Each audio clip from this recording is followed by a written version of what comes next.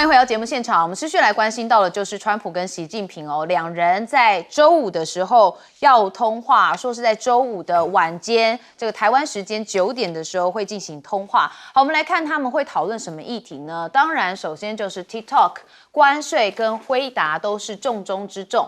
好，这是将近两人自6月以来的首次通话，算是今年的第3度。好，那是川普上任之后的第2次。好，那在1月份的时候，当时川普还没上任的时候，两人也通过1次话，所以这是今年的第3度。好，如果顺利的话，可能会促成川习第2任期到现在首场面对面举行的川习会，大家都很关心这件事情。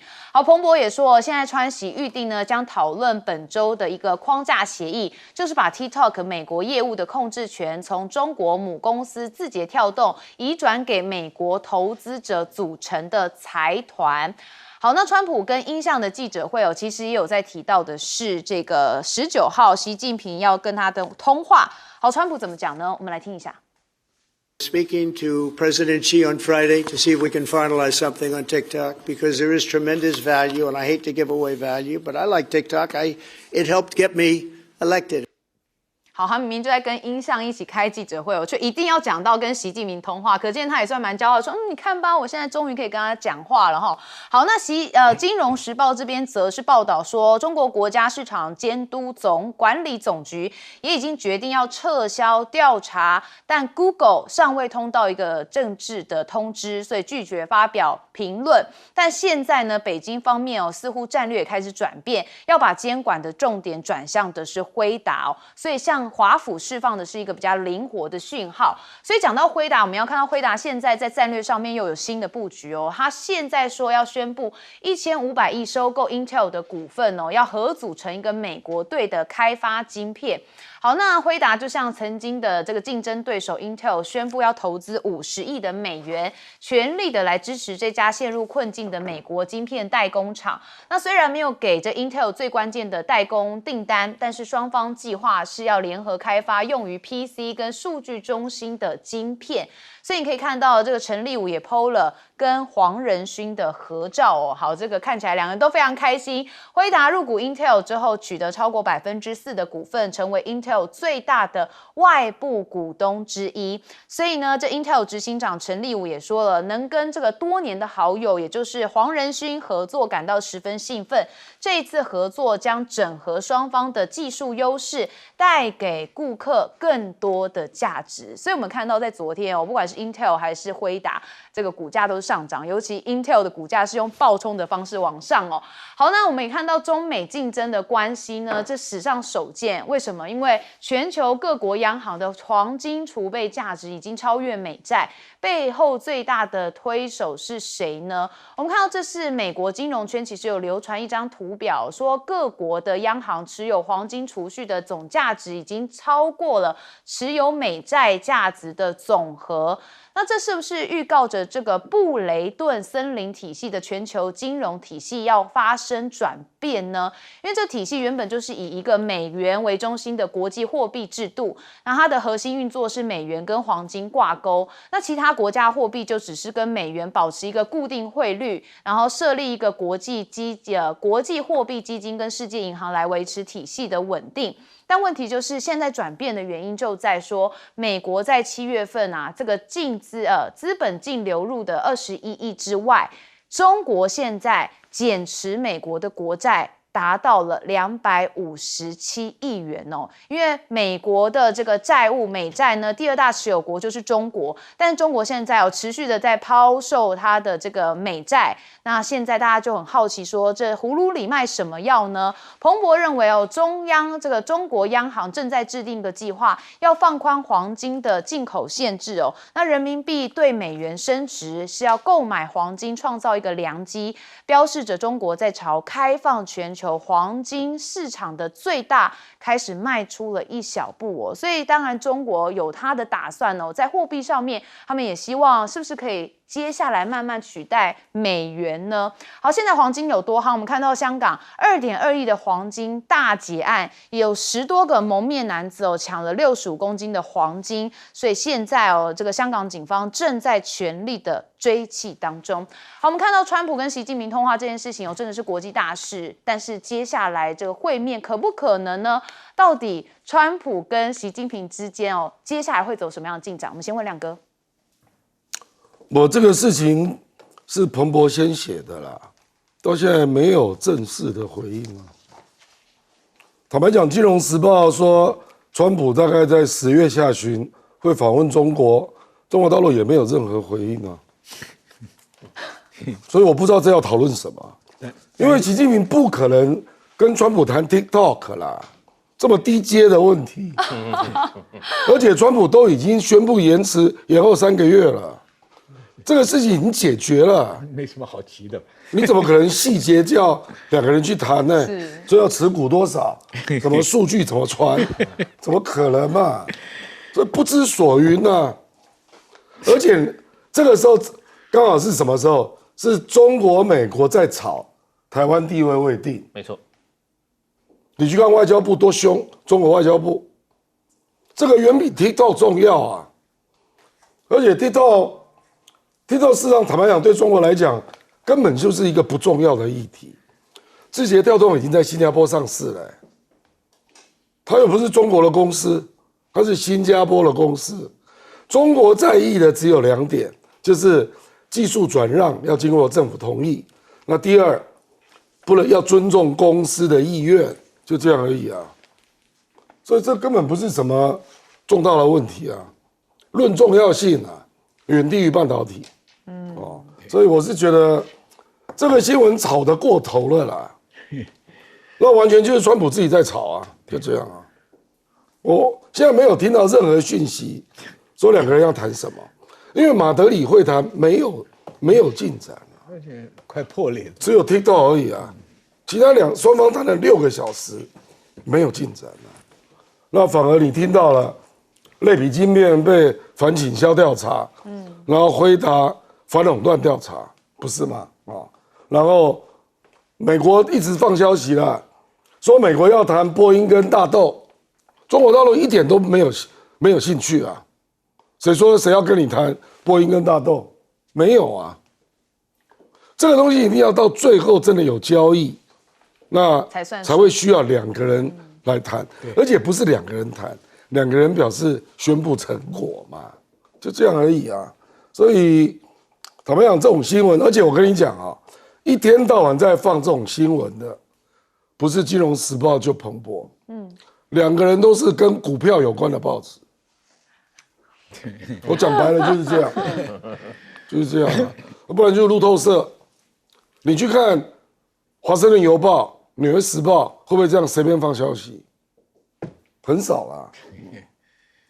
好，我们接下来问教授。TikTok 这个字节跳动问题，我觉得从川普第一任的时候就烧到现在，而且烧这么久。他讲非卖即撤嘛，他是常讲的嘛。那 TikTok 一开始的时候，我们讲那个川普一直觉得你要卖掉，然后那时候就很多白手套。我一开始有 Intel， 对，后来是那个 Oracle 大老板是川普的死忠粉丝，也是他的大金主啊。对，那个时候是 Lindsey Graham 去帮他敲出 Oracle 这个名字出来的，后来也不了了之嘛，对不对？那我觉得 TikTok 这个东西，坦白讲，在川习会这个谈的问题，因为还有一个公司啊，它不是在跟2个领导人在谈一个公司的问题，我觉得也不太可能。而且目前关税的问题也好，刚才亮哥讲的这个台湾地位未定论的问题也好，这些问题没有解决，我觉得他们2个要见面，我觉得蛮困难的。对啊，坦白讲，习一直以来他耿耿于怀是他在川普第一任的时候，他吃了很大的亏啊，因为那时候川普跟习近平还在海湖庄园走在一起，他说好兄弟，对不对？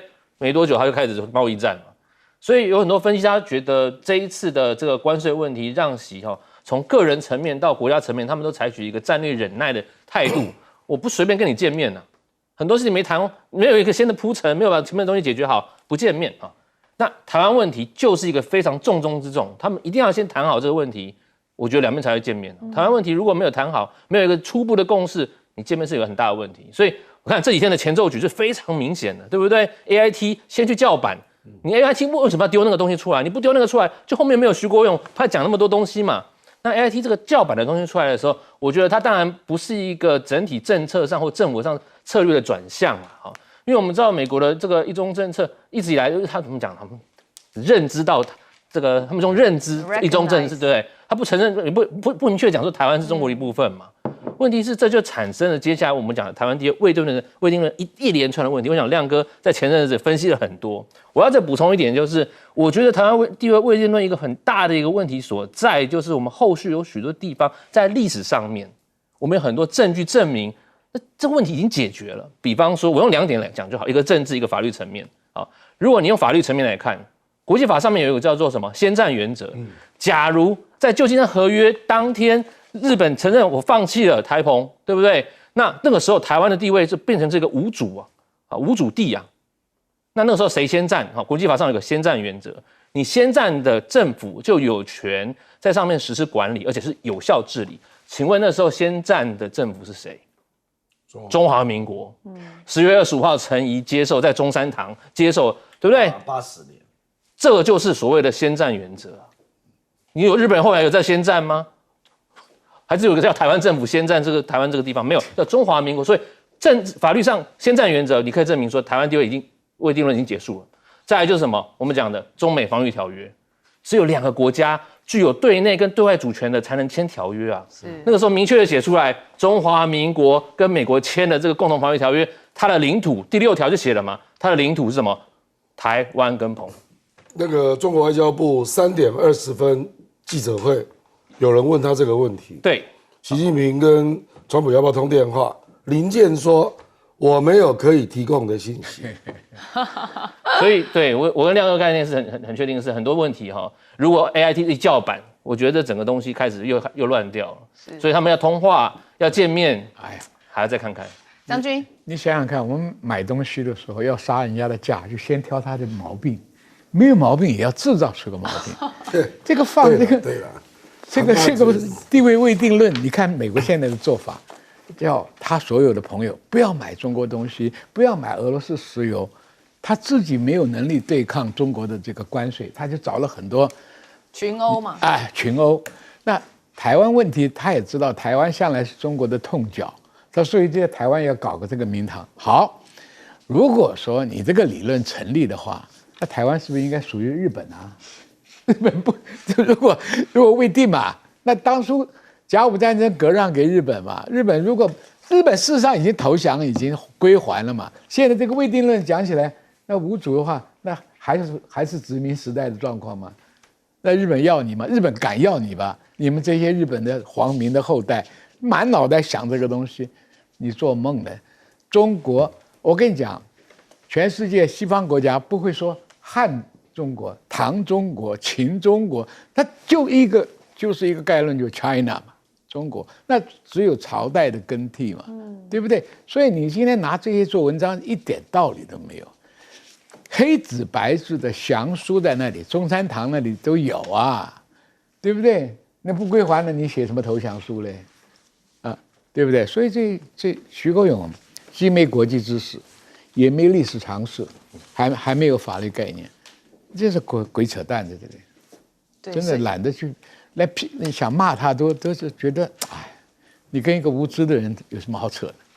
对，所以现在这个中美的一个竞争格局还是持续在不断的上演。好，我们现在就也很关心到底晚上9点川习的通话内容是什么？我们会持续带大家来关注。我们休息一下，马上回来。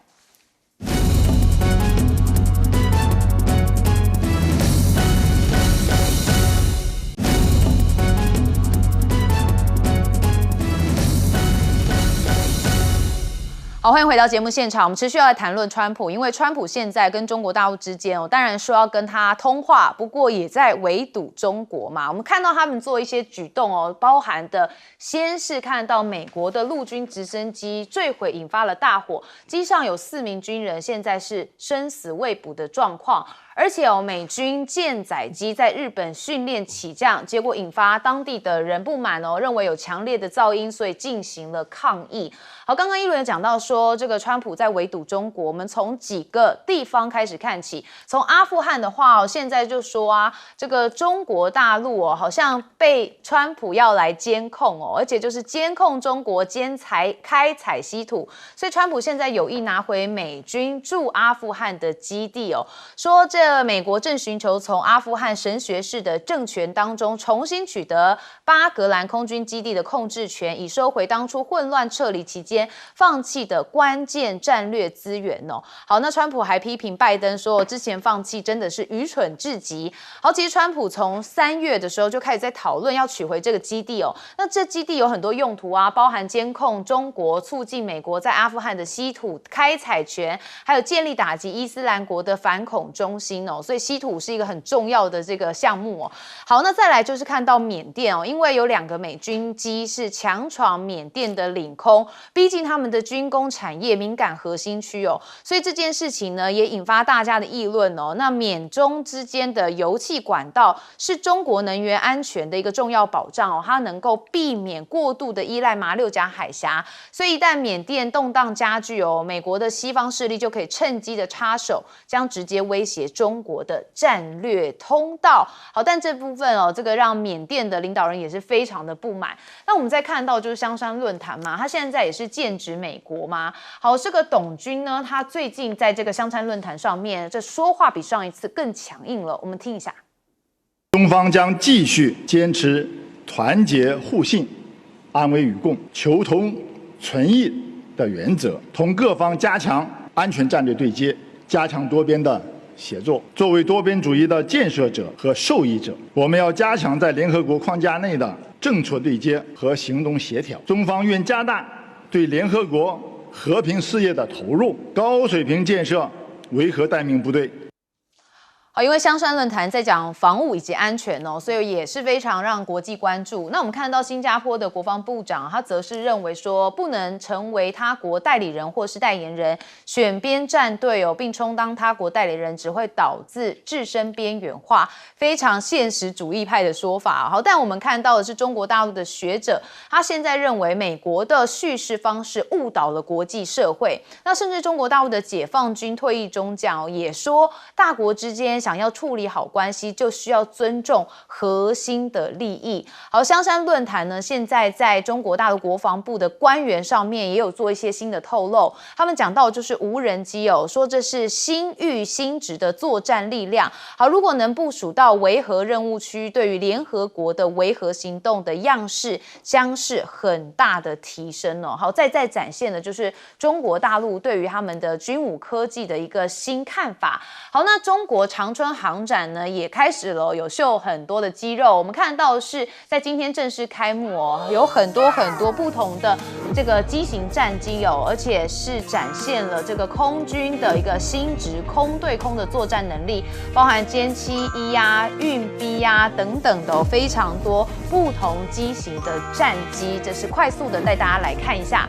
好，另外的共狙歼20的双座版的这个亮相，有很多人是说还有隐身作战能力的基础哦，所以会协同这个交战控制等等的任务。所以呢，现在哦，这个看出来中国大陆在战机上面也是这个急起直追啊。那尤其歼20首次的静态展示，也意味这款装备已经是可以展示的阶段了。那这位歼20的首飞试飞员李刚哦，他则是说，现在强大的航空国防力量不是一蹴而就，也不是靠口号喊出来的哦。他认为说，这是经过他们成千上万科研工作者几十年一贯的努力，夜以继日的奋战，才有了今天的成果。好，所以看得出来，他们在中国这个长春航展上面哦，大秀肌肉。当然也是给美国看的嘛。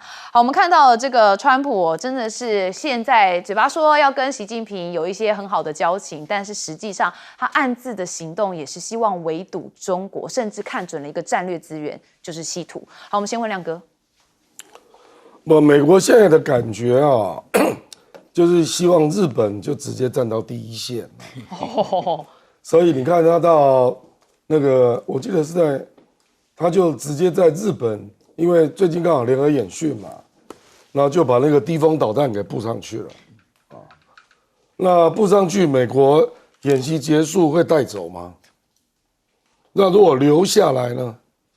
留下来那问题就很大了，因为低风导弹那个战斧飞弹，它的射程包括上海、北京还有台北，全部都在内，那我觉得它就是一步一步。把日本推到前线了啊。那我觉得其他都是空话了，比如说阿富汗，阿富汗是你自己离开的，然后目前这个塔利班政权跟你并没有友好啊，你凭什么叫人家给你美军基地啊？你在做梦是不是？啊，那美国事实上那个时候撤走阿富汗，连巴基斯坦那个空军基地都关了。我不知道你现在怎么回去，请问你要从哪里飞进去阿富汗呢？所以这根本就是在做梦嘛！你要弄美军基地，不需要当地政权的同意，怎么可能呢？所以我说他有时候有的话不值得讨论啊，就不知道在讲什么嘛。哦，我就不相信印度敢让你过去。以前都是从巴基斯坦过去的，啊，那你难道叫印度让你飞过去吗？你如果真的要强制，那你就跟人家开战了，不是吗？哦，所以不知道他在讲什么了。而且事实上，他最近公布的国防战略还是要聚焦在西半球，那东半球、西太平洋啊、欧洲啊、中东啊。美国是要撤出的，对，全部都自相矛盾，而且你美国西太平洋的战略利益、中东的战略利益远高于阿富汗啊，你哪有额外的军力去搞阿富汗啊？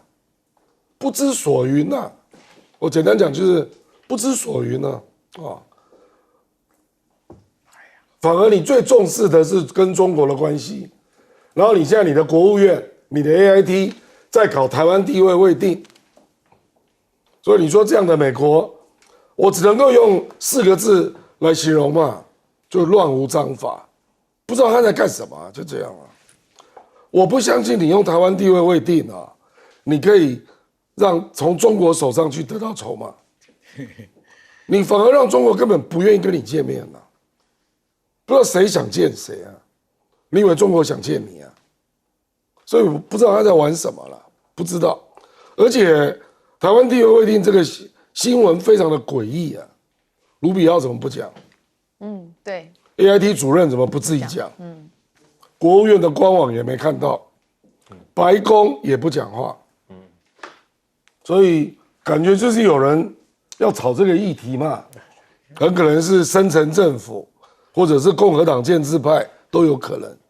台湾可是说客真正的居民哦，有名有姓的，没有一个人。怎么有人这样搞政治呢？而且这个议题非常重要，既然没有一个知名人士出来讲话，你 AIT 只是发言人啊，对不对？国务院是联合报用 email 去问的，我们也没有看到国务院出来开记者会啊。知名人士，所以不知道他在干嘛。好，所以看起来整个川普的战略他可能自己都是有这件事情他就做这件事情，有这件事情他就做这件事情，所以整个看起来全球都被他搞得一团乱哦。好，我们接下来继续问将军。要是看这个大态势很清楚，嘴巴里讲的跟心里想的不见得一样。他所有的承认都是我爱他，你看我跟川普多好，我跟普丁多好，我跟习近平多好。川普每一个人都跟他很好，但背后又拿刀子笑里藏刀的搞，所以谁敢跟你做朋友嘛？我讲习川会根本可能性很低啊，因为关税已经炒到破局了，对不对？然后这个台湾未定论呢，其实是民进党叫了那么多年，拿出来。那如果说 AIT 有个人背书，就大吵特吵，其实不行。第二个，我们看现实问题，我们军人看东西是很现实。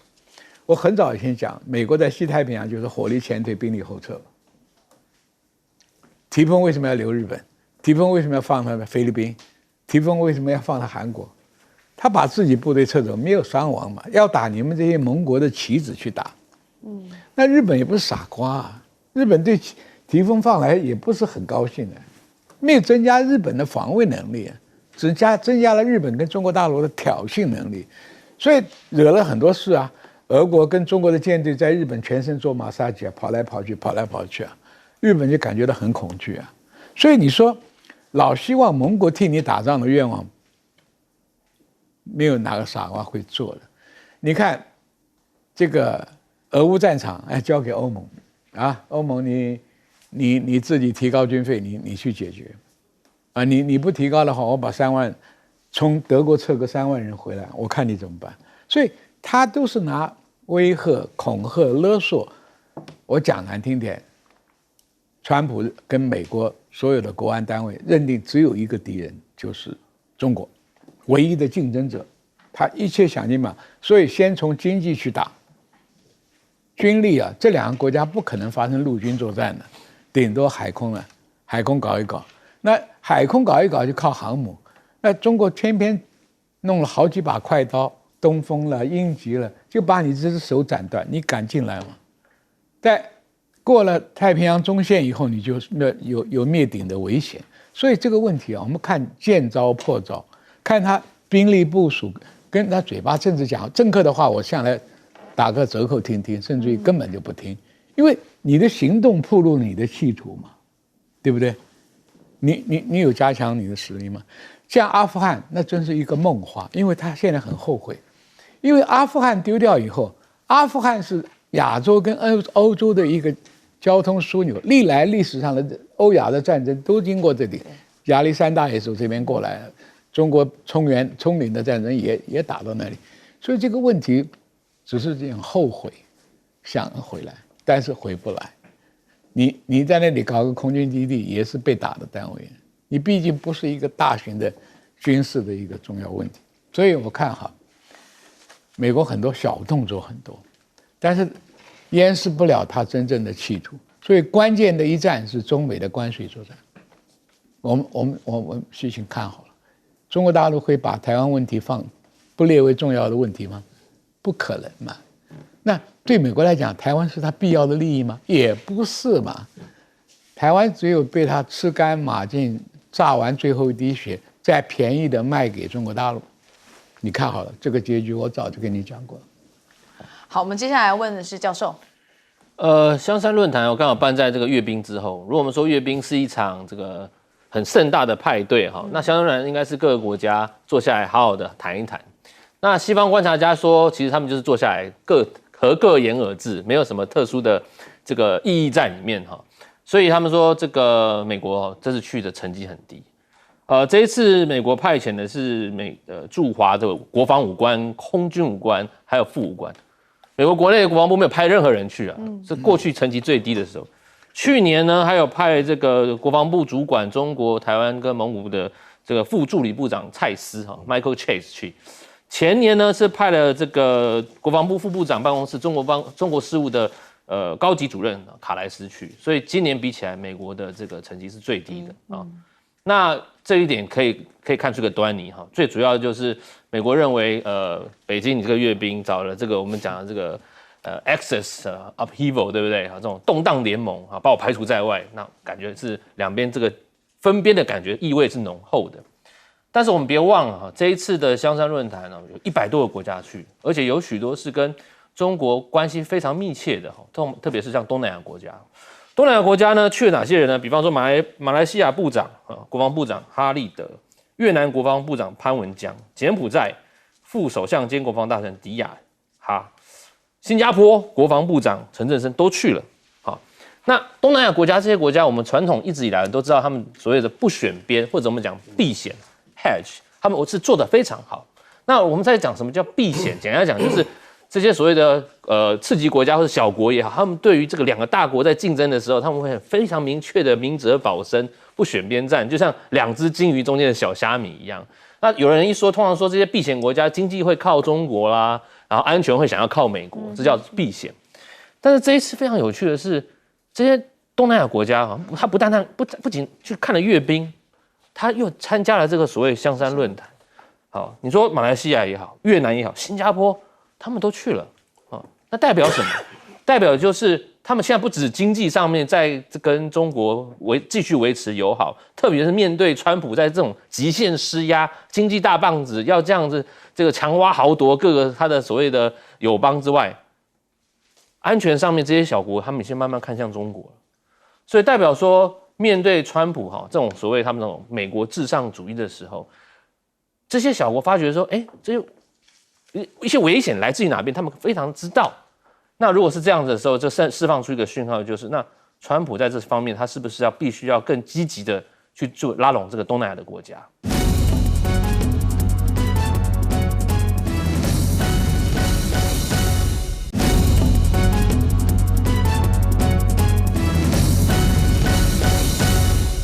带你追查事件真相，掌握政局的变化。观众朋友，你好，欢迎加入今天的新闻大白话，我是主持人谭一伦。好，节目一开始，我们先来介绍今天的特别来宾。首先是退役中将帅化明，主持人好，各位观众大家好。耶鲁政治学博士郭正亮，大家平安。以及政大外交系教授吴崇涵。议论好，大家好。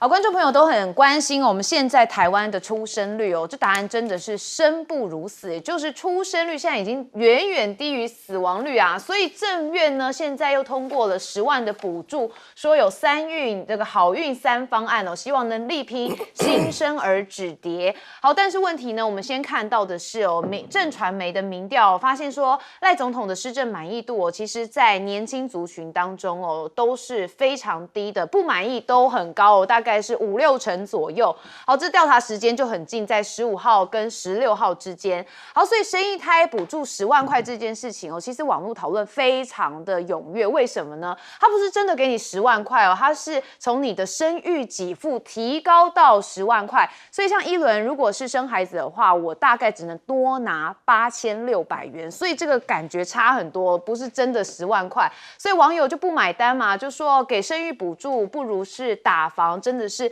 装睡的叫不醒。甚至还有说政府负责养到18岁，每月领免费的奶粉尿布，看医生不用钱，不需要补习就能直升建中北医，而且学杂费全免。那时候我在考虑多生几个还有网友说补助有什么用，生了之后食衣住行教育费搞不得你不牺牲一些休闲的娱乐支出好，确实我们看到了这个政府一直在努力的希望拼出生率，所以就是用撒钱的方式。好，蔡政府期间到现在育儿津贴确实有增加，但是生育率却是不断的下滑。好，从8月1号开始，我自己有拿到这育儿津贴的加码，从第一胎3500块钱，现在提高到5000元。好，不无小补，但是问题是会想生的小孩的妈妈或者是爸爸不会因为这个提高到5000元就生孩子好，最重要还是因为现在这个生活非常的辛苦啊。好，台湾的出生率大家知道是全球的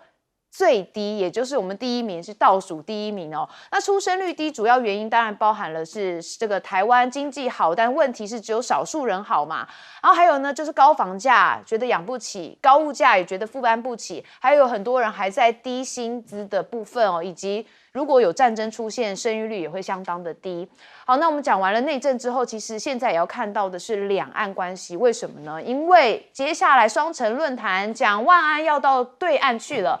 好，那但是陆委会现在说这个是不能接触到两岸观光的议题我们看到陆委会副主委梁文杰是向台北市政府提出了4个提醒，说其实在这个交流活动当中要具征市政交流，而且不能涉及到中央权责。他就举例说像是两岸观光，而且不能参加中共的80周年等统战活动。好，那大家就追问说，那蒋万安到底可不可以表达希望中国大陆团来台湾呢？梁文杰就直接讲他说台湾每个县市当然都希望大陆的游客可以多到自己的县市来旅游，他说这当然可以，但是如果就两岸观光、陆客来台，或是台湾团体到大陆等等种种事项，还是留给中央，他认为这是中央的职权。哇，我自己觉得是管蛮宽的啦。好，那赖政府呢不放弃对抗社论认为两岸接下来紧绷是更加难解。那当然就是积极抢回两岸话语权的我方话语权，进而可以消弭冲突、降低敌意吗？但现在看起来赖总统都是嘴巴上说愿意改善两岸关系，但是又坚持比较对立的立场，这就是很大的问题所在。好，那我们再看到是跟美国之间的关系哦，现在台湾呢又再送美国大礼了，说是已经签下了3000多亿的大单哦，而且是要承诺未来4年买美国的农产品，包含像是黄豆、玉米、小麦、牛肉等等的，比过去增加25%。好 ，PTT 的网友其实就有讨论说，其实中国今年进口美国的大豆订单是0，都转向了像是南美洲等国家，所以川普很着急嘛，怕农民压力很大，所以没有人会要这个再屈就他，所以急着要找盘子，就是找台湾来进行勒索。好，这件事情哦，网络上讨论也是非常的多，所以现在又有年轻的网友做了2创影片，我们来看一下。法币上市的关税条件，我们还能再谈一下吗？这事我都听您的。那要看看你的诚意了。好的，你上次的条件还不过哦。要不我再花3000亿台币买您4年的农产品，就当交个朋友嘛。这是我全部的积蓄了，不然真的要卖到命了。还行，还剩一条内裤。好，我自己看完最后的这一幕，我会觉得有一点点感伤哦，怎么会被讲成这样呢？好，当然我们看到了美国真的跟我们友好吗？说是对台的政策大转弯，这是华盛顿邮报的独家报道，说川普为了敲定美中之间的贸易协定，而且促成跟习近平的峰会，所以在今年夏天原本是有一个4亿美元的对台军援，后来是喊卡哦。那白宫是说这个还没有最终的定案，但是共和党的议员呢，他则是说川普清楚台湾的重要性，那美中通话也可能会谈到的是台湾问题哦。那这个部分当然通话也可能是为10月底的川习会来进行铺路。好，我们首先看到就是这个赖政府希望能够拼出生率哦，但是民众看到真的是看得到吃不到，觉得反而更不喜欢。好，亮哥，这个出生率啊，现在全世界最低的就是韩国了啊，韩国大概只有0.75，我们台湾大概0.8多啦，0.87，全世界倒数第2啊，所以当然是很严重啊，是国安危机啊。我大概上个礼拜看一个影片，就韩国的，他说到2070年韩国就没有人了，算到2070，如果是这种生育率0.75，韩国就没有人了，是啊，就全部都替代掉了啊。那可是接下来一定会面对一个问题嘛，就是你那个去养育老年人的年轻人就会不足嘛，那国家财政压力越来越大，那接下来政府要怎么要发展经济，你逻辑上都会出问题，所以他认为是韩国最大的国安危机啊。你不觉得类似的调子台湾都适用吗？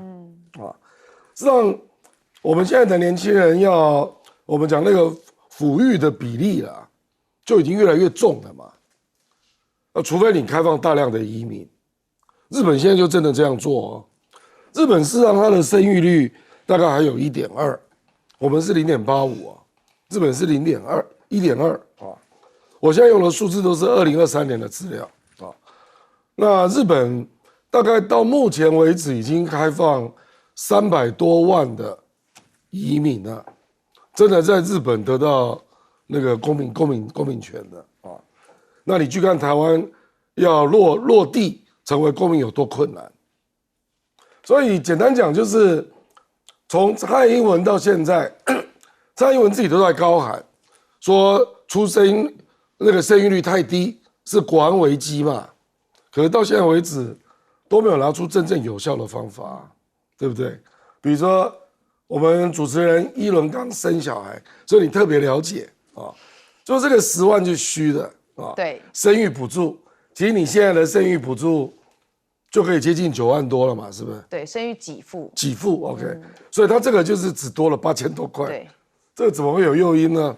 啊，还有你去看那个新加坡，还有欧洲国家，他为了鼓励你生小孩啊，那个养儿的补助啊，绝对不可能只有2年呐，不可能啊，因为现在呢，尤其这个亚洲国家，我讲白了啊，我们台湾跟韩国几乎都是夫妻同时上班呐，几乎嘛，这个然后那个竞争压力又很大，对不对？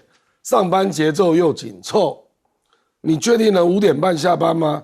几乎不可能嘛。所以又有那个安亲班，一拖就拖到7点多，对不对？回家忙一阵子，大概要准备睡觉，要上班了。就实际的生活的压力就是很大啊。所以你如果不拿出更多的钱来这方面来提供诱因啊，你不要说连结婚都懒了，更不要讲生小孩，对不对？结婚也要考虑到，你如果是住在台北，还要看你是不是台北人。因为我事实上现在越来越接触更多年轻朋友，只要父母不是住在台北的，生活压力都非常非常的大啊，因为他有租房的问题啊，除非你家里本来就有点钱啊。我认识还有很多人实际上还要合用一个厨房，就是因为太贵了啊，没有办法把握自己有一个厨房可用，所以我觉得台湾这方面的问题真的是非常严重啊，所以那他如果只提出生一胎补助10万，那就表示赖清德政府完全没有进入状况。好，我个人感觉是哦，不管是官员还是制定政策的人，可能都是男性或者是年纪稍大一点点，他完全不知道现代人在想什么，这才是问题的所在。对，将军，我们接触到的现实环境里面，很多年轻的男生女生不愿意结婚，因为他没有办法面对将来结婚生小孩的负担，所以你给那个生育补助费，那顶多是1、2年的事情啊。那现在问题就是说，我在美国看到，我跟美国军官的营房住一起，都是先生一个人上班，他老婆可以生，所以他可以生个4个5个小孩，很普遍。自己带。在台湾现在你房租这么贵，刚刚郑亮讲的，现在小孩子一直考虑到房租津贴就把我薪水就吃掉一半，双薪工作，小孩没人照顾，所以这个问题基本问题，你薪酬不提高，不能说有一个人养家，一个人照顾家庭的话，这不可能。像我们这辈老 Coco 啊，我的同学里面朋友很多，儿女结婚了打死不生，那父母啊，真是声泪俱下的劝，因为中国人有传宗接代的观念嘛，他们为什么不生？他们还有夫妻2个都还有些职业，他不愿意牺牲掉，说我的生命的享受的过程，牺牲一切就为了这个。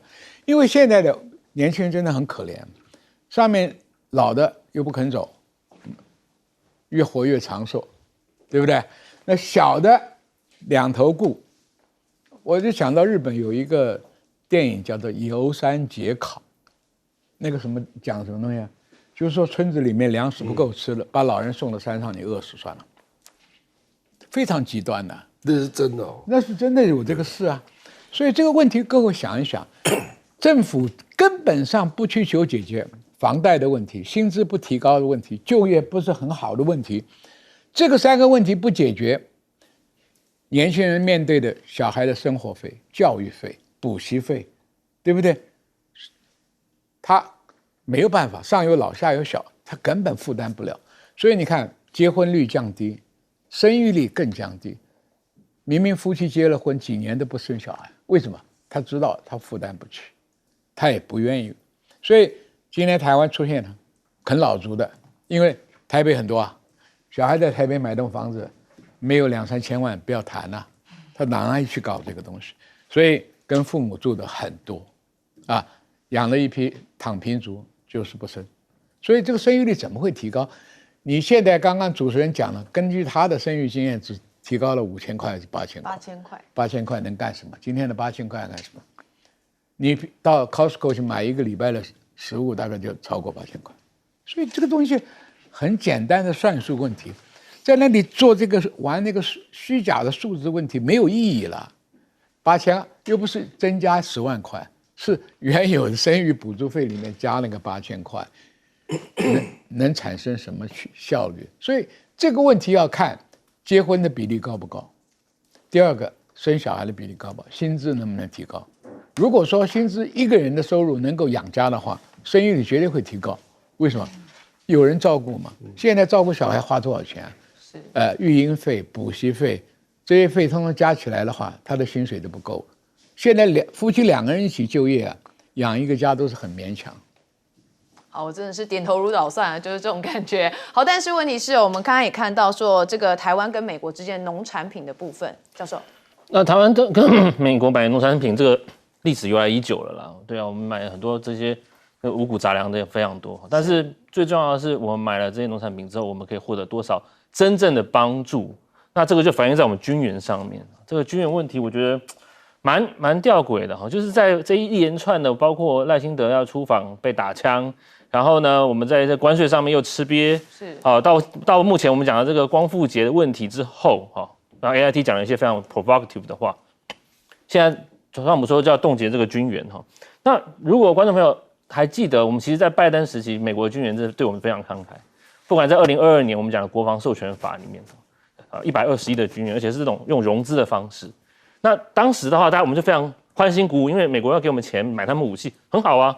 但是别忘了2023年的时候，那时候我们讲参议院的拨款法案被挡下来，那时候像 Lindsey Graham 南卡的参议员就说，那时候乌俄战争花太多钱了，我们必须要让这个钱花在刀口上，所以台湾能买，我们就不要融资。这种概念现在充分反映在川普政权上面。川普认为说，我们不要给你免费的这种送你武器啊，不，特别是总统提拨权，在拜登时期动了3次总统提拨权，给我们很多储存的武器，川普不要，他说你能买，请用钱买。所以这次军事援助，我们还在看这个后续的一些问题点，我觉得反而是让我们更能看清楚川普对于台湾，还有对于挺台湾这个问题，是不是他真心的。前阵子也有很多报道，大家在反映说，川普对台湾到底是不是把台湾当作一个棋子，是不是真的棋子？不仅仅是交易上，他真的把台湾当成一个棋子，要你的时候就要你，不要你的时候把你放旁边。其实我们在过去在研究他第一任时期跟第2任时期的比较的时候，我们发觉是非常有道理的。他第1任时期的时候，蔡英文跟他通话很高兴，对不对？大家很高兴。就有人说，那我们来第2次通话，川普说我要跟中国做生意的，不要，我们不要第2次通话了。